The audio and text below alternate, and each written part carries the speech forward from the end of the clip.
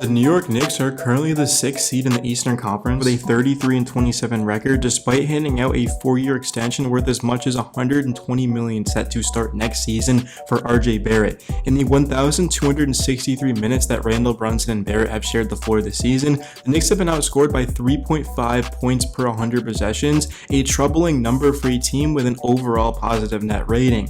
Casuals claim Barrett is averaging 19.7 points since returning on January 11th, but fail to mention that he is shooting only 30.8% from 3 in that span and 32.3% from the 3-point line overall. His shooting numbers have plummeted in 7 February games, down to 39.1% from the field, and in Wednesday's win over the Hawks last week, Barrett was 0 of 6 from 3-point range, scoring 17 points on 16 shots. He legitimately should not be starting right now, especially considering that IQ and Josh Hart are on the rosters, two significantly better defenders. And speaking of Barrett's defense, he has the worst defensive rating on NBA.com. The Knicks allowed 9 more points per possession when he's on the court.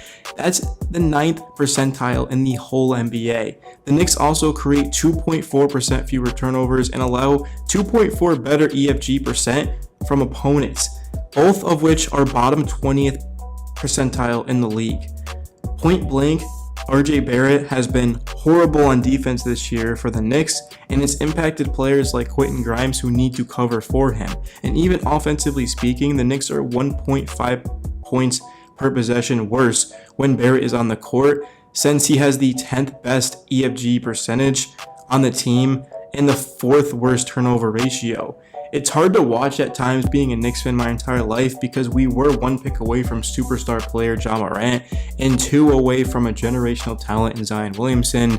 Barrett has shot just 40.1% from the field and 25.9% from the 3-point line in the past 10 games. The last 2 games, RJ has failed to convert on all 9 3-point attempts.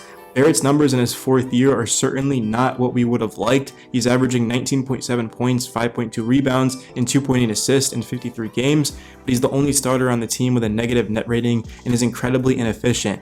To help Barrett, Coach Thibodeau has gotten him touches early in the second quarter with the bench unit, which has resulted in average results at best. There have been times where Barrett has been just simply not in the game in crunch time because IQ, Grimes, and now Josh Hart have just played better than him. Barrett's role moving forward is incredibly confusing, and he is notorious for starting the season off slow and picking it up late, and for all I know, that could be the case right now. But the bottom line is RJ Barrett is not getting the job done right now, and things are going to have to change. Now, I've made 2 videos the past week or so talking about Josh Hart, and in 3 games, he's averaging 17 points, 5.3 rebounds, and 3.7 assists, while shooting 62.1% from the field and 64.3% from 3 as a Knick. I think a lot of people have jumped to the conclusion that I'm saying Josh Hart is some sort of superstar, and he's looked like it in 3 games with the Knicks, but it's more so the way that he plays the game. It just comes easy to him. Everyone else around him benefits off of it. There's more energy. Hart plays a ton harder, which has a lot to do with it, and he's older. So overall, Josh Hart should be starting for the Knicks, because it doesn't make sense to be like, oh, let's move Quentin Grimes to the bench so that RJ's confidence doesn't go down anymore. I don't know how RJ's confidence could go down anymore. He's played absolutely just horrific, and he's not benefiting the team. Whenever RJ Barrett is on the court, the Knicks are a worse basketball team on both sides of the floor, and you have to realize that. Another option that they could go to is start Immanuel Quickley, who leads the team in overall plus minus, 27.7 minutes per game this season, averaging 12.7 points, 4 rebounds, and 3.2 assists. Pretty crazy to think about that IQ has become the team's 3rd best defender according to Raptor, with the team holding to opponents to 11.5 fewer points per possession and a 6.6 worse EFG percentage when he's on the court. Those are both 99th percentile ratings in the entire NBA. IQ gives this Knicks team a defensive identity that it certainly needs, and he deserves more minutes. As simple as that. I mean, at the end of last season, guys, we saw IQ start to get a lot of minutes at the point guard position, and he made the most of it. Now, we know that he's not a true point guard, but IQ, he's just such a good ball handler and shot creator and shooter, and now that he's become a better defender, he truly is one of the best players on this roster. He is best utilized in the 6-man role, which is why moving Josh Hart to the 3 and letting Grimes run the 2. And then at the 1, Jalen Brunson, at the 4, Randall, and at the 5, Mitchell Robinson, who should be coming back any day now. The thing about Mitch is he was the 2nd best defender according to Raptor on the team before going down with an injury. The Knicks were allowing 5.4 points per possession fewer when he was on the court, which is the 90th percentile in the league. But Mitch gets a ton of rebounds, so that's why we're really missing him right now. Not just his defense, but his ability to rebound on both sides of the court. Quentin Grimes is currently the team's 7th best player by wins above replacement and the 6th best defender.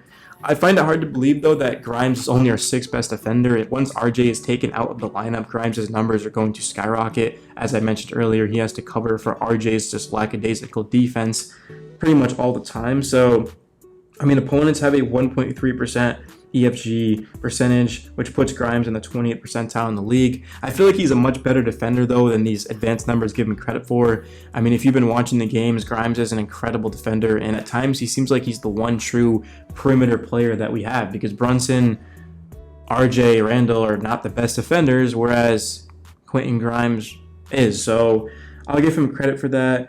But outside of that, I mean, Jalen Brunson has just been huge this season. If you look at his last 22 games, he's averaging 29.7 points while shooting 51.5% overall and 46.6% from three-point range since returning from January 2nd after a 3-game absence due to a hip injury. If we can get all the way up to the 5th seed, that can potentially set up a first-round matchup against Donovan Mitchell and the Cavaliers. That would be a terrific series. But to that point in time, we need to make sure we're all hands on deck, because they have Evan Mobley and Jarrett Allen, just a lot of big talent to go with guys like Darius Garland and Donovan Mitchell. So we need to make sure that our defense is on point, because being real with you, we probably can't just outscore them, but we can out-defend them, right? And we just need to win by 1 and we win the series. So, but with RJ Barrett on the court, that is not the case. But I am going to end the video a little bit short here because I do feel bad. And let me just say this at the end. I'm not saying RJ Barrett is a bust or that he's not going to turn it around, because we've seen the potential there. We've seen RJ be asked to guard the team's opposing best player. We've seen RJ Barrett put up some very good games. But right now, from what I've seen this season, I expected RJ to take the next step. I mean, he was the 3rd pick in the draft. We gave him a near $120 million extension, and he has disappointed. So as you can see in the title, yes, RJ Barrett sucks. Prove me wrong, man. Please prove me wrong. Until next time, guys, Knicks Daily. Make sure you drop a like for the algorithm and subscribe if you're new. I'll see you in the next one. Peace.